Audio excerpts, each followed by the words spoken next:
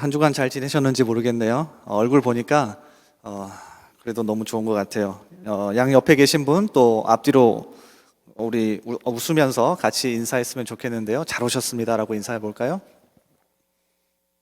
네.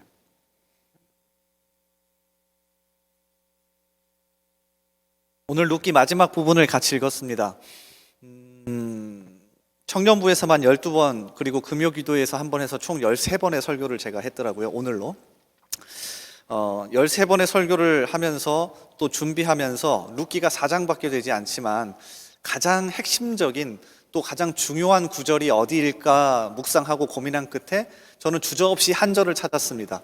오늘 본문 말씀은 아니고요, 룻기 2장 12절입니다 앞에 띄워주실래요? 우리 한번 같이 읽어볼까요? 룻기 2장 12절. 자, 시작. 여호와께서 내게 행한 일에 보답하시기를 원하며 이스라엘의 하나님 여호와께서 그의 날개 아래에 보호를 받으러 온 내게 온전한 상 주시기를 원하노라 하는지라. 아멘. 그래서 이 구절에 나오는 문구를 가지고 오늘 마지막 설교의 제목을 정했습니다. 그의 날개 아래에 보호를 받으러 온 너에게라고 하려다가 너무 좀 반말투여서 당신에게라고 바꿨습니다. 그의 날개 아래 보호를 받으러 온, 그러니까 하나님의 날개 아래에 보호를 받으러 온 룻에게 도대체 하나님이 어떤 은혜를 주는지가 잘 설명되어져 있는 게 룻기입니다. 모압 여자였습니다. 여러분 잘 아시다시피 신명기 말씀에 의하면 모압 여자는 절대 이스라엘의 총회 안에 들어올 수가 없습니다. 그러니까 하나님의 은혜를 절대 받을 수 없는 사람이 모압 사람이었어요. 그런데도 룻은 결단합니다. 그래도 하나님께 한번 기대보자 라는 마음을 가지고 결단하고 드디어 시어머니 나오미를 따라서 유다 땅 베들레헴에 발을 내딛는 겁니다.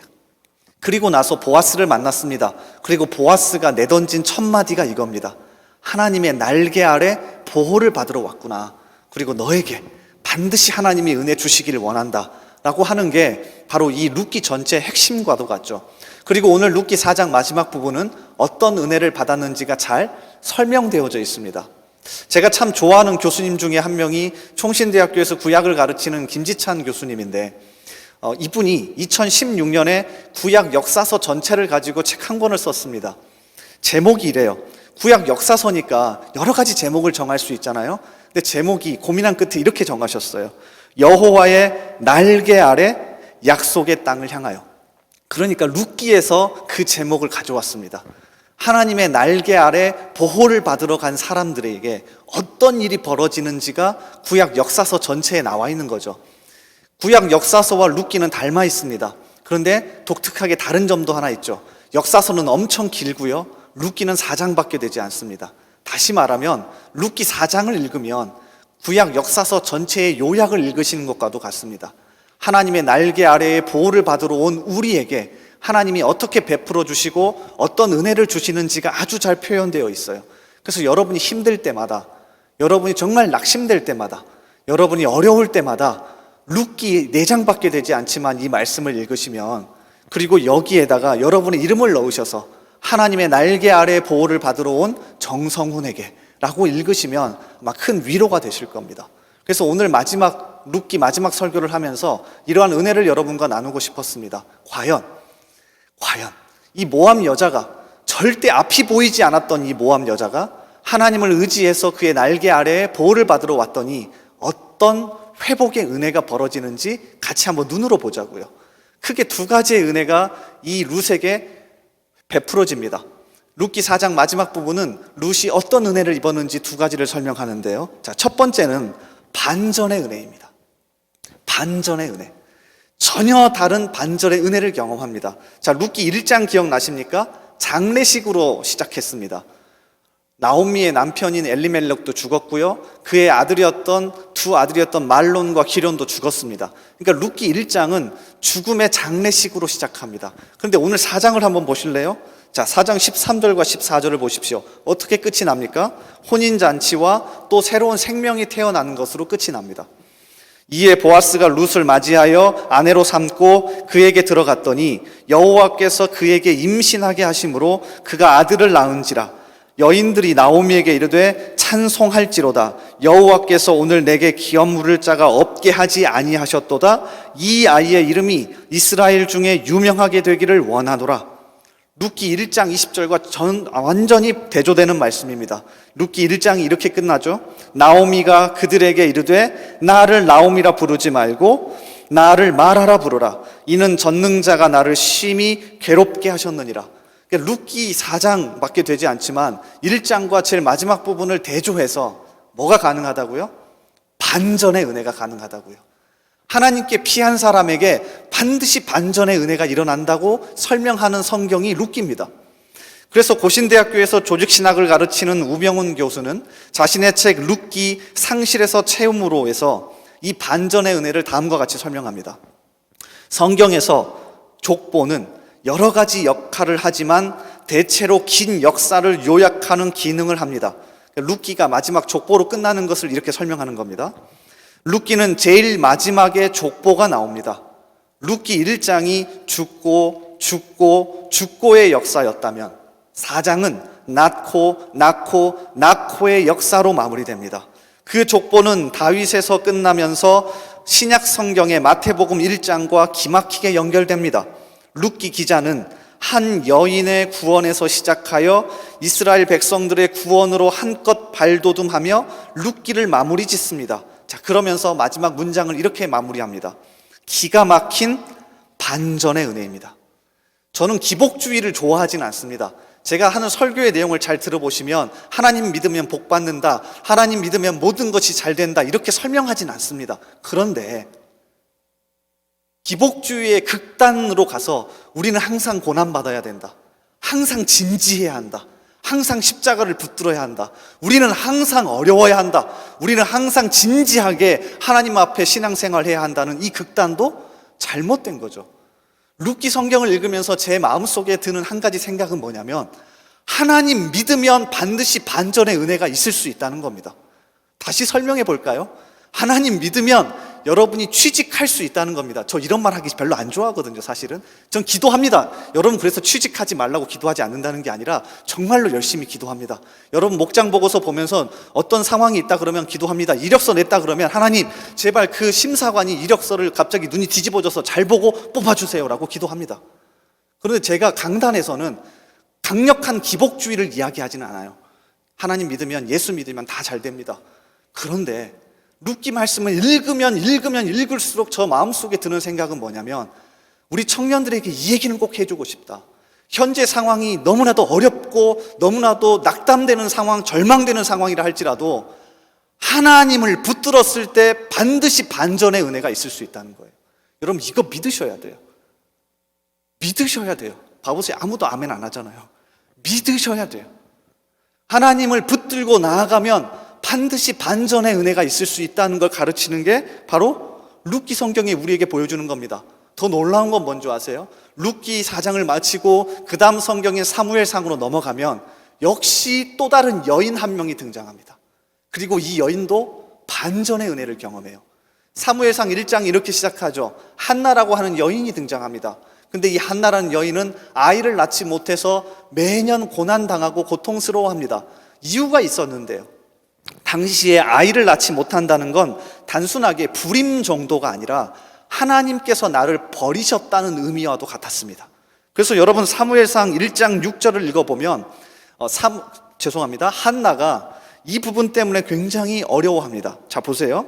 여호와께서 그에게 임신하지 못하게 하심으로, 본인도 이런 자괴감이 있었고 주변 사람들도 이것으로 굉장히 공격했을 겁니다. 특별히 첩이었던 브닌나가 더 그랬겠죠.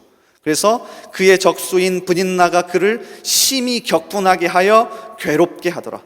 그런데 우리는 잘 알지 않습니까? 이렇게 낙담하고 아이를 낳지 못하고 하나님이 버려버린 것 같은 상황에서 한나가 끝까지 포기하지 않고 하나님을 붙들며 마치 룻과 같이 나아가는 겁니다. 모압 여인이, 절대 하나님의 백성이 될 수 없었던 모압 여인이 하나님 제가 당신의 날개 아래 보호받기 위해 나아갑니다 라고 했을 때 반전을 경험했던 것처럼 사무엘상 1장에 나와 있는 한나가 매년 그래도 실로에 가서 기도하고 통곡하고 하나님 붙잡습니다. 그랬더니 사무엘이라고 하는 아이를 낳죠. 반전의 은혜를 경험합니다. 여기서 끝나지 않습니다. 사무엘을 제사장으로 어렸을 때 내보내죠. 그 다음에 잘 모르시던데요, 한나에게 아이가 더 생겼습니다. 알고 계십니까? 사무엘상 2장 21절에 보면 여호와께서 한나를 돌보시사 그로 하여금 임신하여 세 아들과 두 딸을 낳게 하셨고 아이 사무엘은 여호와 앞에서 자라니라. 이런 반전의 은혜가 가능하다는 걸 보여줍니다. 실제로 이런 반전의 은혜가 너무나도 필요한 시대에 살고 있지 않습니까? 여러분 어떠세요? 여러분 솔직한 심정으로는 그래, 하나님 믿으면 뭐든지 다 갑자기 반전이 일어날 수 있지 않을까라고 하는 생각, 마음, 믿음 가지고 계시지 않습니까? 이번 주에 휴가였습니다, 제가. 그러면서 그 인터넷 PDF로 책 한 권을 찾아서 읽었는데 별로 좋지는 않죠. 왜냐하면 휴가면 가족과 함께 같이 보내야 되는데 금요일 날 아이를 어린이집에 보내서 너무 힘들더라고요. 화, 수, 목 안 보내니까 너무 힘들어서 금요일은 어린이집에 보낸 다음에 조금 쉼을 가졌습니다. 그러면서 인터넷 PDF로 책 한 권을 읽었는데 제목이 굉장히 독특해요. 백마탄 왕자들은 왜 그렇게 돌아다닐까요? 이 제목에 끌려서 책을 사서 읽게 되었습니다. 한 여성분이 쓴 책인데요. 이 동화라고 하는 아주 쉬운 소재를 통해서 그 동화가 쓰여진 시대의 역사를 읽어내는 책이에요. 백설공주 그리고 잠자는 숲속의 공주라는 이 두 개의 동화를 가장 먼저 소개를 합니다. 여러분 잘 알고 계실 겁니다. 여기 여성분들은 모두 다 잠자는 숲속의 공주나 백설공주가 되고 싶은 것 아닙니까? 그런데 이 책에 의하면 반대입니다. 자, 이렇게 소개해요. 이런 책들의 이야기를 읽어보면 그 시대 상황을 반영하는데요, 여자들이 아니라 오히려 남자들이 반전을 꿈꾸는 이야기입니다. 잘 들어보세요. 동화에 나오는 그 많은 싸돌아다니는 왕자들은, 그러니까 왕자가 갑자기 나타나잖아요. 그렇죠? 내 운을 시험해 보아라 라며 고국에서 등 떠밀려 쫓겨난 떠돌이 젊은 기사들이었다. 물려받을 유산도 거의 없고 실업자 신세인 이들이 살아남을 수 있는 가장 좋은 방법은 이웃나라 외동공주와 결혼함으로써 처가의 왕국을 물려받아 공동 왕이 되는 것이었다. 그래서 왕자들은 공주가 자신에게 한눈에 반할 수 있도록 현란한 말솜씨와 에티켓, 기사도가 몸에 배도록 수련해야 했다. 유리관 속의 백설공주가 자기 스타일의 여성이 아니어도 심지어 100살쯤 연상인 잠자는 숲속의 공주가 100년 동안 이를 닦지 않아 입냄새가 심하게 나도 꾹 참고 한눈에 반한 척 키스를 해야만 했다. 알고 보니 백마탄 왕자가 아니라 백마탄 백수였다. 반전의 은혜가 필요한 백수였다. 아하, 슬프지만 이것이 바로 백마탄 왕자 프린스 차밍의 정체였다. 그러면서 이 책의 저자가 뭐라고 이렇게 써놓은 줄 아십니까? 여기에 눈이 갔습니다. 그리고 저는 이 책을 읽으면서 이 설교를 준비하며 하나님이 일부러 있게 했다고 생각이 들었어요. 이렇게 기록합니다. 그 당시나 지금이나 반전의 은혜를 바라는 것은 사람의 자연스러운 마음 아닐까?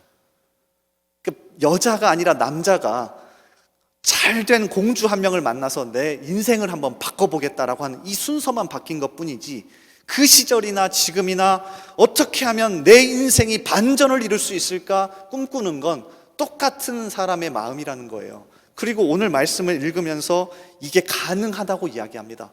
왠지 아십니까? 하나님은 여전히 지금도 쉬지 않고 우리를 위해서 일하고 계시기 때문에 하나님 붙들면 반전이 가능하다고요. 제발 이 믿음을 가지고 여러분이 힘을 내셨으면 좋겠습니다. 모일 때마다 너무 진지하고 암울한 얘기만 하지 마십시오. 그러니까 요새 경쟁률이 어떻게 되니까 야, 너 안 되겠다, 너 점수 좀 더 맞아야 되고 너 이 정도 해야 되겠다. 물론 이것도 중요하겠지만 여러분 격려하십시오. 하나님 믿으면 룻이 그랬던 것처럼, 한나가 그랬던 것처럼 한 방에 반전이 있을 수도 있다. 왜? 하나님은 여전히 지금도 우리를 위해 일하고 계시니까. 이따가 목장 모임 하시면서요, 서로 격려합시다. 반전의 은혜가 가능하다. 너무나도 암울하고 낙담되더라도 한 방에 하나님의 은혜로 일어설 수 있다. 이렇게 서로 나누고 격려하실 수 있었으면 좋겠습니다. 특별히 룻기 3장 18절이 더 눈에 들어왔습니다. 이에 시어머니가 이르되 내 딸아 이 사건이 어떻게 될지 알기까지 앉아 있으라. 그 사람이 오늘 이 일을 성취하기 전에는 쉬지 아니하리라 하니라. 룻과 나오미는 알았던 것 같습니다. 보아스 뒤에 있는 하나님이 여전히 쉬지 않고 우리를 위해 일하시기에 사장의 반전이 가능하다. 이러한 말로 서로 기도하시고 격려하고 위로할 수 있는 우리 청년부 공동체가 되기를 주님의 이름으로 소원합니다. 자, 그런가 하면 두 번째입니다. 룻과 나오미에게 두 번째 임한 은혜는 뭐냐면 사명이 회복되는 은혜입니다. 무엇이 회복되는요? 사명이 회복되는 은혜입니다. 자, 오늘 말씀 다시 한번 보겠습니다. 오늘 말씀은 얼핏 보면 기쁨투성입니다. 왜냐하면 기업이 없었던, 기업을 다시 물러야 했던 나오미와 룻에게 기업 물을 자가 생겼고요, 자녀가 전혀 없었던 이들에게 남자아이, 그러니까 아들이 생겼습니다. 그래서 베들레헴 모든 여인들이 기뻐하고 찬양하고 그들을 축하해 줍니다. 자, 14절과 15절을 다시 보세요. 여인들이 나오미에게 이르되 찬송할지로다. 여호와께서 오늘 내게 기업 물을 자가 없게 하지 아니하셨도다. 이 아이의 이름이 이스라엘 중에 유명하게 되기를 원하노라. 이는 내 생명의 회복자이며 내 노년의 봉양자라. 곧 너를 사랑하며 7 아들보다 귀한 내 며느리가 낳은 자로다 하니라 하면서 축복과 기쁨의 잔치가 열립니다. 잘 보시면 거기다가 더 기쁜 이유가 뭐냐면 오늘 족보 제일 마지막을 보십시오. 족보를 설명하는 이유가 있습니다. 오벳이라고 하는 아이를 낳았는데 이 오벳이 누구입니까? 살몬은 보아스를 낳았고 보아스는 오벳을 낳았고 오벳은 이새를 낳고 이새는 다윗을 낳았더라. 엄청난 은혜를 경험하는데 이 오벳이 다윗의 할아버지가 됩니다. 그러니까 기쁨이 배가 되는 거죠. 야, 그래서 반전의 은혜가 임했구나, 참 기쁨이 임했구나, 이렇게 끝낼 수도 있는데 우리가 놓치는 부분이 하나 있습니다. 바로 16절입니다. 이 부분에 눈이 굉장히 많이 갔습니다. 오늘 16절 한번 보실래요? 같이 한번 읽어볼게요. 자, 시작. 우리 다시 한번 큰 소리로 한번 읽어볼까요? 자, 시작. 나오미가 아기를 받아 품에 품고 그의 양육자가 되니. 말씀이 이렇게 끝나지 않습니다. 나오미가 아기를 받아 품에 품고 크게 기뻐하고 기뻐했더라, 또는 눈물을 흘렸더라. 자, 이렇게 끝나지 않아요. 감격스럽지 않나요? 기업 물을 자가 없었습니다. 남편도 죽어버렸고 모두가 죽어버린 상황에서 드디어 기업 물을 자도 생겼고 아들이 생겼습니다. 손자죠. 그래서 너무 감격스럽다, 너무 기쁘다, 이렇게 끝낼 수도 있는데 성경은 우리에게 눈여겨보도록 하나를 더 기록합니다. 나오미가 아기를 받아 품에 품고 뭐가 된대요? 그의 양육자가 되니. 나오미가 여기서 손을 놔버리지 않습니다. 이 아이를 키우는 양육자가 되겠다는 사명감이 회복됩니다. 특별히 이어지는 17절을 보면 이것을 강조하듯이 이 아이를 나오미가 직접 낳았다고까지 표현합니다. 그의 이웃 여인들이 그에게 이름을 지어주되 나오미에게 아들이 태어났다 하여 그의 이름을 오벳이라 하였는데 그는 다윗의 아버지인 이새의 아버지였더라. 이게 왜 중요한 줄 아십니까? 당시 이어지는 사사시대 말기의 시대이잖아요. 사사시대와 사무엘상 1장을 이어가는 이 룻기를 살아가던 사람들은 그들의 머릿속에 한 가지의 비전과 꿈이 있습니다. 자, 사사기 21장 25절 마지막 절이 이렇게 끝나요. 그때에 이스라엘의 왕이 없으므로 사람이 각기 자기의 소견에 옳은 대로 행하였더라. 사실 왕이 있었죠. 하나님이라고 하는 왕이 있었지만 그 하나님을 나의 통치자와 왕으로 인정하지 않고 마음대로 살아갔습니다. 이게 룻기에도 여전히 연결되는 룻기의 시대입니다. 자, 그리고 룻기 마지막 4장 22절이 어떻게 끝나요? 오벳은 이새를 낳고 이새는 다윗을 낳았더라. 그러니까 두 개를 연결해서 읽어보면 말썽투성이인 사사기의 해결책이 룻기입니다. 아무도 하나님을 왕으로 인정하지 않던 시대 속에서 누군가 태어나서 누군가 완벽한 왕이 되어서 하나님의 통치를 실현시킬 거라고 하는 꿈을 꾸고 살았던 게 사사시대 말기의 시대예요. 그리고 사무엘로 연결되고 사울이라고 하는 왕이 나오죠. 그리고 우리가 잘 아는 것처럼 다윗 왕이 메시아가 올 것이고 완벽한 왕의 모습으로 하나님의 통치를 이스라엘에 실현시킵니다. 조금 어려운 이야기를 했습니다. 무슨 얘기냐면 암울한 사사시대의 끝을 내고 새로운 희망의 시대를 오게 할 누군가가 있을 거라는 꿈을 품고 살았던 게 룻기의 시대예요. 나오미가 이 꿈을 포기하지 않은 겁니다. 야, 우리에게 아들이 생겼다, 우리에게 손자가 생겼다, 오벳이 나왔네. 여기에서 멈추지 않고 어떤 꿈을 품은 겁니까?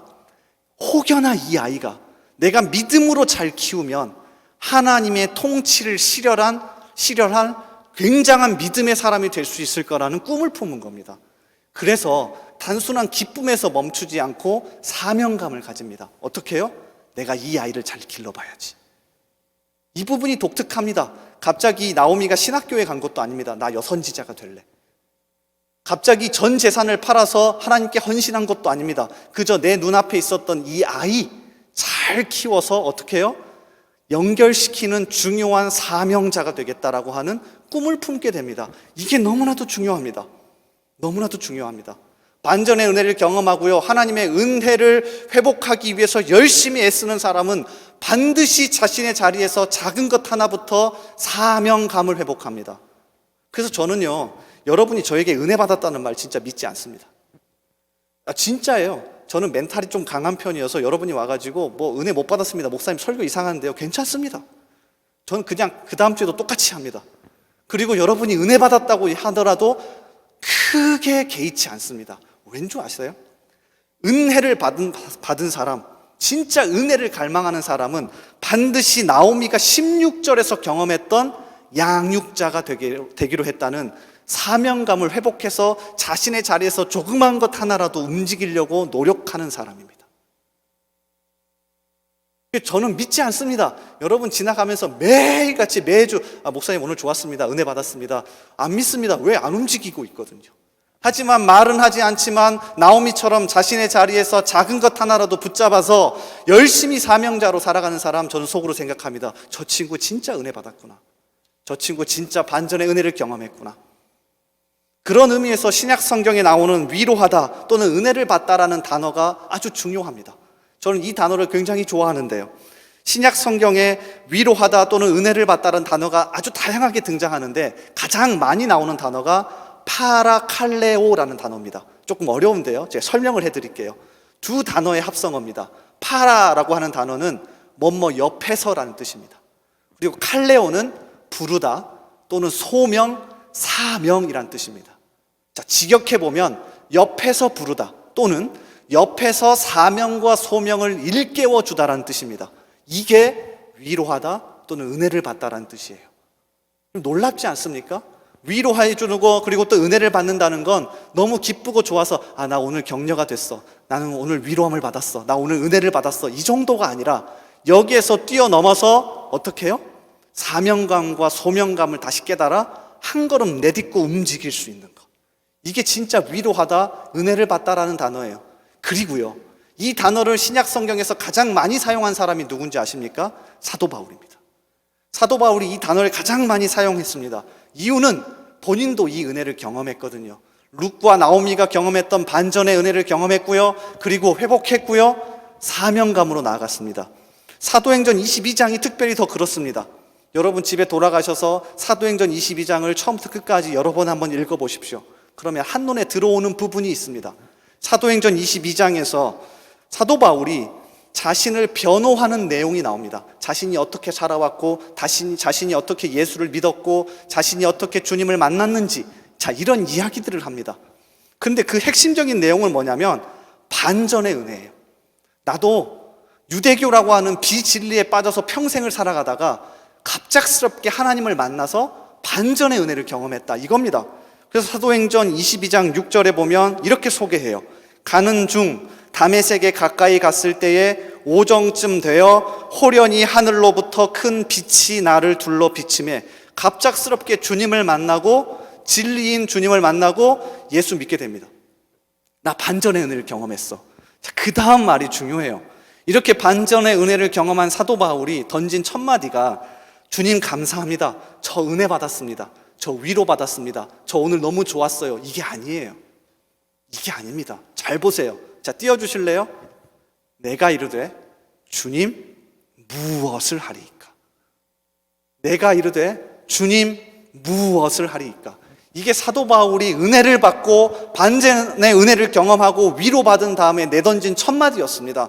그러니까 여러분이 진짜 은혜 받으셨다면 저에게 매일같이 찾아와서 이렇게 해야 될 겁니다. 목사님, 제가 무엇을 하리이까? 그래서 저는 깨닫습니다. 아무도 은혜를 받고 있지 않구나. 아무도 저에게 와서 이렇게 이야기하지 않으니까.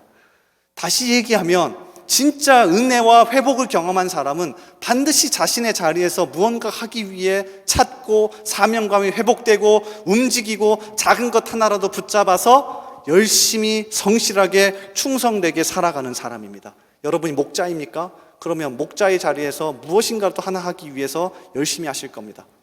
여러분이 행정단입니까? 그러면 여러분의 자리에서 은혜 받고 열심히 우리 청년부를 위해서 애쓰실 겁니다. 여러분이 일반 청년부원이십니까? 괜찮습니다. 은혜 받으면 내 자리에서 무엇인가 열심히 하기 위해서 노력하실 거라고요. 이 사명감이 다시금 회복되길 바랍니다. 우리는 반전의 은혜만 바랍니다. 하나님, 제 삶에 반전이 일어나길 바랍니다. 회복되길 바랍니다. 그런데 이런 사람은요, 반드시 움직이게 되어 있습니다. 반드시 내 자리에서 움직이게 되어 있습니다. 이 두 가지의 은혜가 룻기 말씀을 마치면서 여러분에게 강력하게 와닿기를 바랍니다. 룻이라고 하는 여인을 바라보면서 나에게도 이러한 은혜가 가능하다고 믿음을 가지시길 바랍니다. 설교의 마지막으로 영화 반지의 제왕을 소개하며 마칠까 합니다. 참 좋아하는 영화여서 아내와도 몇 번 같이 봤었습니다. 근데 보면서 계속 많이 자긴 했는데요. 왜냐하면 너무 길어가지고 졸려서 많이 잤는데요. 참 좋은 영화죠. 프로도라고 하는 주인공이 호빗 족속입니다. 절대 반지라고 하는 걸 불의 산에 집어 던져서 없애야 하는 임무를 주어봤습니다. 그래서 반지 원정대를 꾸려서 그 아주 연약한 몇 명이서 반지 원정대가 되어 이 반지를 불의 산에 넣어 던져 없애기 위해 떠나죠. 주변에 많은 도움을 받습니다. 그래서 이 연약하지만 이 호빗 족속 프로도가 결국 마지막에 이 반지를 넣어서 없앱니다. 자, 그리고 이야기가 끝나지 않습니다. 여러분 혹시 영화나 책을 보신 분 있습니까? 이 절대 반지를 집어넣어서 영화가 끝나지 않습니다. 이야기가 끝나지 않습니다. 약 3년이 지나서 영화가 끝납니다. 이야기가 끝나요. 3년 정도 지났을 때 주인공인 프로도가 악한 세력이 다시 움직이는 것을 이렇게 캐치해냅니다. 그리고서는 원정대를 떠나기 위해서 다시 꾸려요. 그러면서 자신의 절친한 친구였던 샘에게 편지를 씁니다. 샘에게 편지를 써요. 뭐라고 쓰는 줄 아십니까? 이 편지에 보면 이렇게 되어 있습니다. 샘, 너의 이야기를 이어가길 바래. 너의 이야기를 이어가길 바래. 그리고 프로도는 원정대를 떠납니다. 그리고 저는 샘이 이 프로도를 따라서 다시 반지 원정대를 꾸려서 짐을 쌀 줄 알았습니다. 그런데 아닙니다. 샘은 자신의 집으로 돌아가 퇴근한 다음에 아내와 아이들을 안아주고 입 맞춥니다. 그리고 다시금 이 이야기를 생각합니다. 샘, 너의 이야기를 이어가길 바래. 우리 모두가 룻처럼 살 수는 없겠죠. 한나처럼 살 수도 없을 거고요. 모두가 버라이어티한 인생을 살 수는 없겠지만 저는 이 영화의 마지막이 우리에게 주는 여운이 있다고 생각합니다. 우리가 룻은 아니지만 룻의 회복의 은혜를 바라면서 내 나름대로의 삶의 터전에서 이야기를 이어갈 수 있다고 생각합니다. 여러분의 이야기를 이어가십시오. 오늘 룻기 설교는 마치지만 여러분이 제2의 룻이 되어 평범한 일상 속에서 이 은혜를 회복하고 경험할 수 있기를 주님의 이름으로 간절히 소원합니다. 우리 같이 찬양하며 기도의 자리로 나가길 원하는데요. 우리 다 같이 자리에서 일어나셔서 함께 찬양할까요?